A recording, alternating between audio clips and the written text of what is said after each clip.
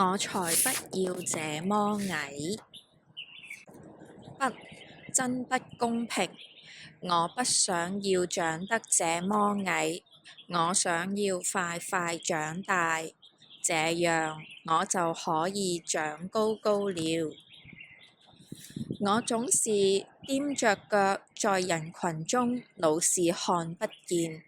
所有的朋友都比我高出許多。我是這麼矮小，他們常常忘記我的存在。我甚至不能換遊樂場裏的過山車。我哥哥很幸運，他長得很高大。當他的衣服太小時，就會把衣服給我。但是他的衣服太大了，真是不公平。我生氣地把心愛的泰迪熊往上一扔，哦，他卡住了。啊，我做了什麼蠢事啊？都是因為長得矮小，才破壞了我所有的樂趣。我試着跳高高撿泰迪熊，踩在箱子上，踩高蹺，拿着長樹枝，用襪子串成的長繩。或許只要我很快很快地吃完所有青豆人，我就會超級快地長大，最後拯救出泰迪。但是並沒有。吃完這些豆子，我只覺得肚子一直發出怪聲。我的身高還是維持不變，但多出了好多臭味。或許我比較像花兒，所以我坐在太陽底下，享受着奇怪的淋浴方法。但是現在我全身濕透，髮間充滿泥土。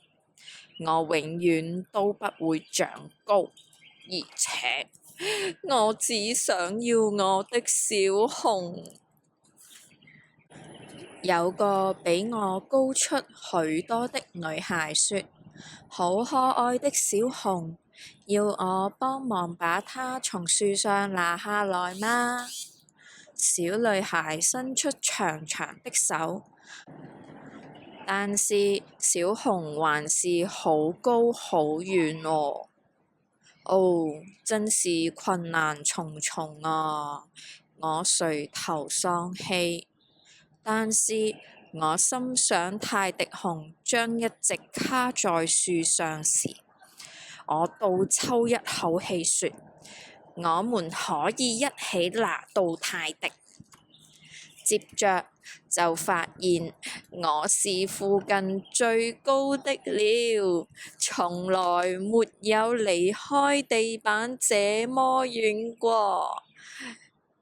我們疊羅漢晃來晃去，然後1、2、3，最後我們一起解放了心愛的小熊。我說謝謝，然後舉起心愛的小熊。嘿，這是泰迪，或許我們可以分享。